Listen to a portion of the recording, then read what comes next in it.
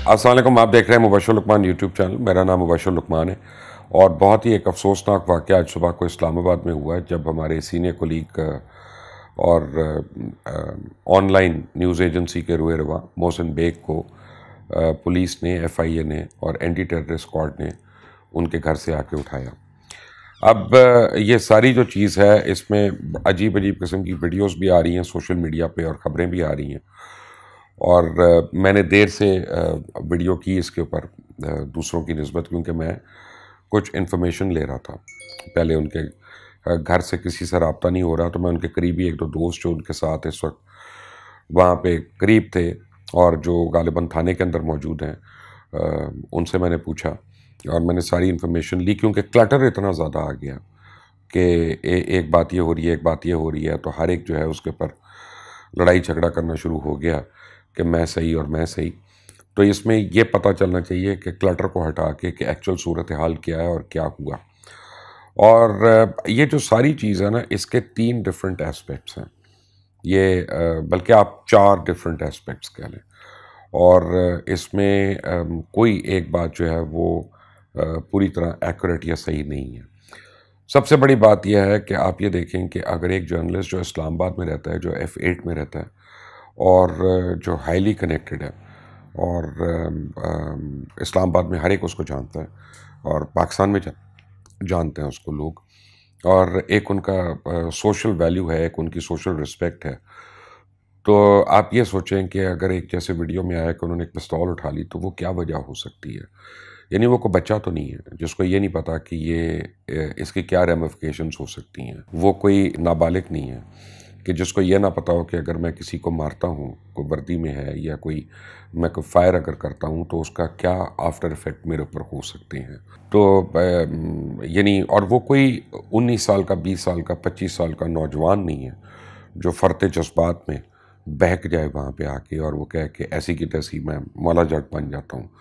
तो what actually transpired and what actually happened behind all of that, कि that led to this ugliness सारा कुछ।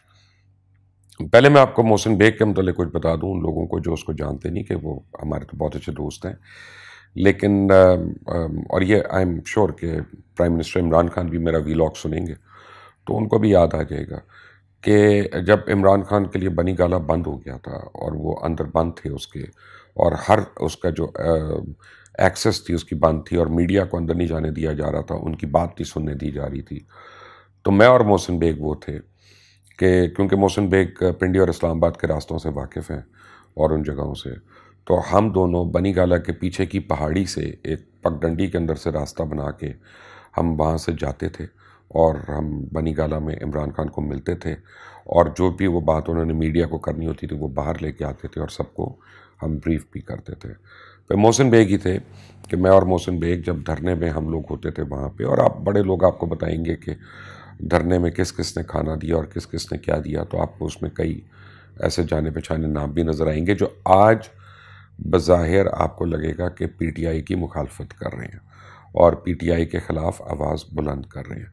तो ये जो सफ़र है इतनी एक्सट्रीम सपोर्ट से लेके इतनी एक्सट्रीम रिटेलिएशन का, ये सफ़र कोई एक रात का नहीं है और ये चंद दिनों का नहीं है, इसके पीछे 3.25 साल की एक तवील कहानी है।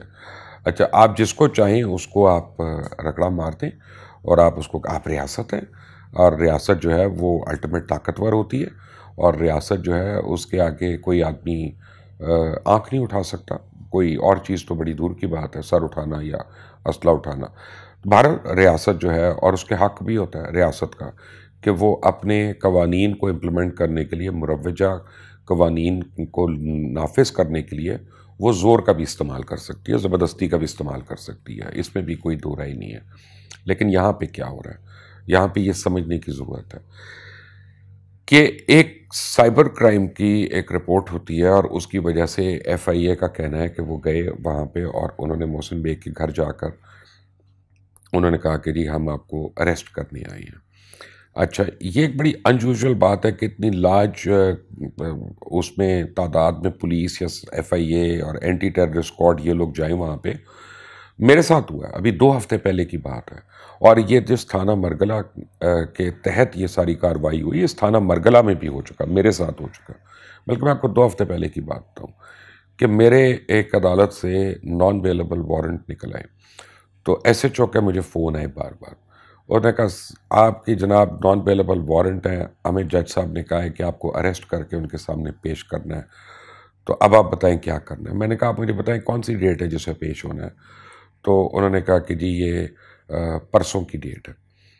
तो मैंने कहा मैं खुद हाजिर हो जाता हूँ, आप क्या ज़हमत करेंगे। तो उन्होंने कहा देख लें सर, ये आपकी इज़्ज़त का और हमारी नौकरी का सवाल है। मैंने कहा मैं हाजिर हो जाऊँगा। और लाहौर में बड़ा इशू हो रहा था फॉग का, और ट्रैवलिंग का बड़ा प्रॉब्लम हो रहा था। तो मैंने अर्ली अपना प्रोग्राम रिकॉर्ड करके दोपहर के टाइम पे, जो कि हम नहीं करते क्योंकि ख़बरें जो हैं वो शाम तक मटेरियलाइज़ होती हैं, वो करके मैं ड्राइव करके मैं पहुंचा और सुबह 8:30 बजे मैं अदालत में गया और मैं पेश हो गया। और वहाँ जब मैं इस्लामाबाद पहुंचा तब भी मैंने एसएचओ को कॉल किया कि मैं आ गया हूँ और मैं इस जगह पे हूँ, अगर आपने मेरे साथ जाना है तो मुझे बता दीजिएगा। और अगले दिन जब मैं पेशी पे जा रहा था तब भी मैंने कॉल किया उनको कि मैं अब अदालत में जा रहा हूँ, तो आप देख लें वहाँ पे। और वहाँ पे गया और जो कार्रवाई होनी थी, जज साहब ने एक्सक्यूज़ करना था, उनकी मेहरबानी, उन्होंने कर दिया और ये एक तरीक़ाकार अमल में आ गया। अब एक तो ये है, दूसरा ये है कि क्योंकि उस एसएचओ को ये पता था कि ये पाकिस्तान में है, ये पाकिस्तान छोड़ के जा नहीं सकता, ये कोई छुप नहीं सकता, ये कितनी देर गायब रहेगा, ये कोई इलाका गैर में जाके नहीं रहेगा, ये कोई दहशतगर्द नहीं है, ये नहीं है, इसने आना है अदालत में, ये पेश हुए बगैर नहीं रह सकता। इसकी जायदाद जब्त हो जाएगी, इसके घर कुर्की हो जाएगा, सब कुछ हो सकता है खुदा न खास्ता अगर ये अदालत के आगे सीना जोरी करता है तो उसको पता था कि जब ये कह रहा है कि मैं परसों आ जाऊंगा तो वो आ गया। तो यहाँ पे मुझे सबसे पहले ये हैरानी, और ये एक दफ़ा नहीं वाक़या हुआ, ये कई दफ़ा होता है कि जब पुलिस छापा उस वक्त मारती है जब उसको यकीन हो कि मुलजिम ने मफरूर होना है या फ़रार होना है वहाँ से, या नामजद मुलजिम ने गायब हो जाना है वहाँ से। और ऐसा नहीं होता नॉर्मली। कई आई एम श्योर के जर्नलिस्ट जो हैं जिनको नोटिस वगैरह जाते हैं उनको मुतल्लिका थानों से फ़ोन आते हैं कि जी आपकी पेशी और आप आ जाए, तो लोग थाने खुद चले जाते हैं। यहाँ पे भी अगर वो कहते हैं तो वो चले जाते हैं। अब मेरी एक साहब से बात हुई कि जो बेग साहब के घर फ़ौरन ही पहुँच गए, यानी इस पूरे वाक़े के थोड़े चंद मिनट के बाद। तो उन्होंने मुझे बताया कि जी सादा पुलिस में लोग आए हैं, वो घर के अंदर ज़बरदस्ती दाखिल हुए हैं और वो ऐसे अंदर आ रहे थे जैसे कोई डकैत आते हैं। तो और फिर उनमें से यानी उन्होंने कहा कि जी हमारे साथ चलो। तो उन्होंने कहा कौन, किस लिए, कैसे। उन्होंने कहा बस साढ़े नाल चलो, कोई नहीं सानू ऑर्डर है। अब उनको ये लगा कि ये कोई अगवा की वारदात है, घर से कोई अरेस्ट करने आ रहा है, तो ऑब्वियसली वो जो उनके पास होगा उन्होंने पिस्तौल वहाँ पे निकाल लिया और अब उनको पकड़ के ला रहे हैं। अब आप अंदर चले गए, वो कह रहे हैं कि वारंट दिखाएं, तो ये कह रहे हैं कि वारंट नहीं दिखाने। ये नहीं लगता ही है कि जैसे सारा प्री प्लान्ड है। अच्छा, दूसरी तरफ जो पुलिस वाले हैं या एफआईए वाले, उनमें से एक का बयान आया जो मैंने तो नहीं डायरेक्टली सुना, लेकिन मुझे बताया गया कि उसका ही बयान आया कि जी पहले मैंने इनको घर के बाहर से फ़ोन किया था कि बेग साहब हम आपको अरेस्ट करने आए हैं, तो आप हमारे साथ चलें, आपके ख़िलाफ़ मुराद सईद साहब की कंप्लेंट है और उस कंप्लेंट के तहत ये एक्शन हो रहा है। तो उन्होंने कहा मैं तुम्हें जानता नहीं हूँ, तुम चले जाओ यहाँ से। और उन्होंने कहा कि जी हमें ज़बरदस्ती अंदर आना पड़ेगा। उन्होंने कहा मुझे नहीं पता, तुम इस तरह नहीं अंदर आ सकते, मैं छोड़ूंगा नहीं अगर कोई अंदर आया। बहरहाल उसके बाद का जो वाक़या वो सारों को पता चला। अब थाने के अंदर जब वो गए हैं तो उनके ऊपर मुख्तलिफ दहशतगर्दी के मुकदमात जो हैं, उनकी दफ़ात जो हैं वो भी लग गई हैं। और इस्लामाबाद हाई कोर्ट ने उसके ऊपर नोटिस लिया और मुझे पता चला कि बेलिफ जो है वो वहाँ पे गया।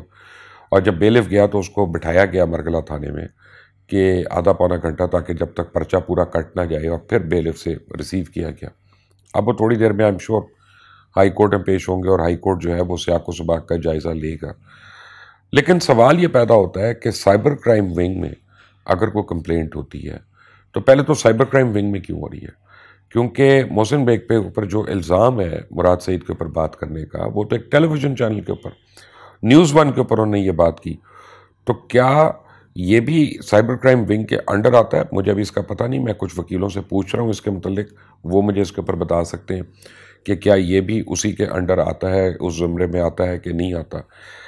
लेकिन साइबर क्राइम जो है FIA वो एंटी टेररिस्ट स्क्वाड को लेके अपने साथ गई, जो देखा जा सकता है तस्वीरों में कि लोग हैं उन्होंने एंटी टेररिस्ट स्क्वाड की जैकेट पहनी हुई है। अब मुझे नहीं पता वो कितनी तादाद में है, लेकिन मैंने एक तस्वीर में तो ज़रूर देखा है ऐसे। तो ऐसा कौन सा वाक़या हो गया था कि जिसके ऊपर ये करना था?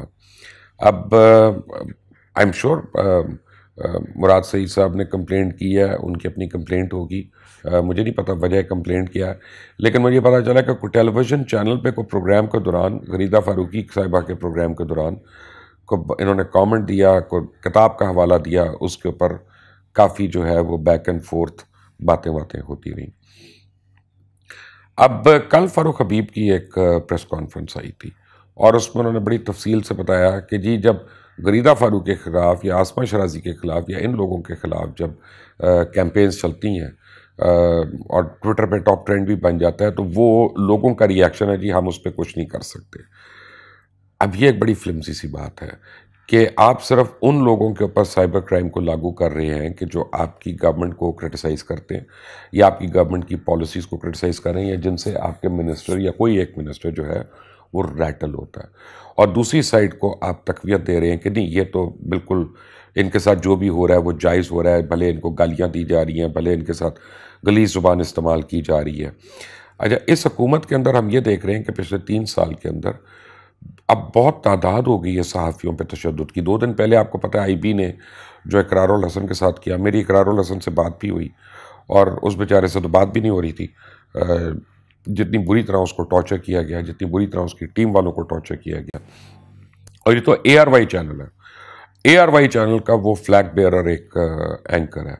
यानी ARY चैनल के मतलब तो हम सारे आपस में मजाक में कहते हैं ये PTV बन गया और ये तो हुकूमत का असल स्पोक्स पर्सन ही ये चैनल है। तो अब उनके अगर स्पोक्स पर्सन यानी जिस चैनल को ये सारे लेबल बर्दाश्त करने पड़ते हैं, अगर उनके मेन एंकर के साथ और उनकी प्रोडक्शन टीम के साथ अगर इस तरह से हो सकता है, तो उन्होंने तो वहाँ कोई पिस्तौल नहीं चलाई थी, उन्होंने तो वहाँ कोई बंदूक नहीं चलाई थी, उन्होंने तो बेनकाब किया था, उन्होंने तो एक्सपोज किया था करप्शन वहाँ पे किसी को रिश्वत लेते हुए, तो उसके ऊपर ये सब कुछ हो गया। वहाँ पे तो अभी तक कोई इस तरह से एक्शन नहीं हुआ। 3.5 साल हो गए, 3 साल हो गए, मैंने FIR की दरख्वास्त दी हुई है आज तक और वो नहीं हुई, उसके ऊपर अमल नहीं हुआ। मैंने कहा कि मेरे यहाँ चोरी हुई या मेरे ऊपर हरासमेंट कर रहे हैं, ये कर रहे हैं, इसमें ये लोग मुलव्वस हैं, वो नहीं हुई। मैं FIA गया हूँ, मैं साइबर क्राइम गया हूँ, वहाँ पे मैंने की, मैं अदालतों में गया हूँ, वहाँ पे नहीं सुनवाई हुई। तो डबल स्टैंडर्ड क्यों है कि जो आपके मुखालिफ है उसके खिलाफ तो एकदम से स्टेट भी एक्शन कर लेती है। अच्छा, फिर जब वो आते हैं तो वो एंटी टेररिस्ट स्क्वाड लेके क्यों आ रही हैं? और एंटी टेररिस्ट स्क्वाड जो है उसके पास कौन सी ऐसी इंफॉर्मेशन थी कि जिसकी वजह से उनको लाना पड़ा? वो कौन सा वहाँ पे कोई कारखाना लगा हुआ था F8 के अंदर, कोई बारूद बनाने का, या कोई ऐसी चीज़ लगी हुई थी, या फिर उसके बच्चे को क्यों ज़दकोब किया गया? देखें, किसी के बच्चे को जब आप उसके बाप के सामने ज़दकोब करेंगे या उसकी आवाज़ उसको आएगी, फिर वो सब्र करने वाला आदमी भी, वो बुढ़ा आदमी भी, फिर वो बुज़ुर्ग आदमी भी, वो फिर इश्तियाल में आएगा और फिर वो कानून अपने हाथ में लेगा। और फिर ये भी रियासत की जिम्मेदारी है कि रियासत अपने मुरव्वजा कवानीन को नाफिज करते वक्त किसी कानून की खिलाफ वर्जी मत करे कि उसको खिलाफ खुद वो कानून तोड़ ले। यानी यहाँ पे तो जो फोक लिफ्टर जो होता है, वो गाड़ियाँ जो लोगों की उठा रहा होता है नो पार्किंग पे, उसकी अपनी नंबर प्लेट नहीं लगी होती और उसके अपने ड्राइवर के पास लाइसेंस नहीं होता। मैंने कई दफ़ा चेक किया, उस पर कोई कागज़ नहीं होते वहाँ पे, उसके साथ कोई मजिस्ट्रेट नहीं होता जो बाय लॉ होना चाहिए। ये ठीक है, नो पार्किंग पे जो गाड़ी होगी उसको उठाएं, ज़रूर उठाएं, बल्कि बंद कर दें अंदर, लेकिन कानून तोड़कर मत कानून को नाफिज करें। और यहाँ पे ये हो रहा है। मैं आज इमरान खान को ये कहूँगा कि इमरान खान, मोहसिन बेग की कुछ दिन पहले बत्ती भी बंद हो गई थी, बिजली भी बंद कर दी, गैस भी बंद करने की कोशिश हुई, उनको काफ़ी तकलीफ़ें दी जा रही थी, उनको थ्रेट्स भी हो रही थी, उनको बताया जा रहा था कि तुम्हें अरेस्ट करना है, इस बहाने करना है, उस बहाने करना है। और अब एक कैंपेन उनके खिलाफ शुरू हो गई है कि जी एक ब्लैकमेलर सहाफ़ी। ब्लैकमेलर आज मैं आपको बताऊं कौन होता है।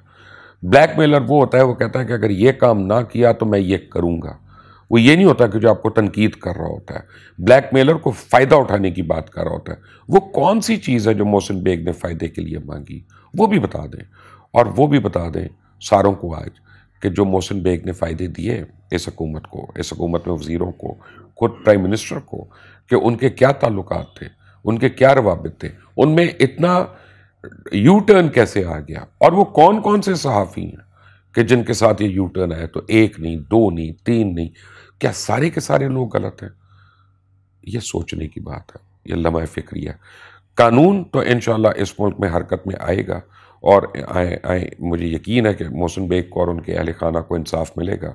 लेकिन सबसे बड़ी बात यह है कि ये खुद हुआ बहुत नाइंसाफ़ी की बात है, और ये इमरान खान को ये बात सोचनी पड़ेगी, हुक्मरानों को ये बात सोचनी पड़ेगी, हमारे रियासती इदारों में जो जिनको आदत है लोगों को फैंटी लगाने की, उनको ये बात सोचनी पड़ेगी कि जब इंसान का साया उससे लंबा होना शुरू हो जाए और उससे बड़ा होना शुरू हो जाए, तो फिर गुरूब आफ्ताब का वक्त होता है, और कोई वक्त एक जैसा नहीं रहता। याद रखिएगा मेरी ये बात। अंटिल द नेक्स्ट टाइम, अल्लाह हाफ़िज़।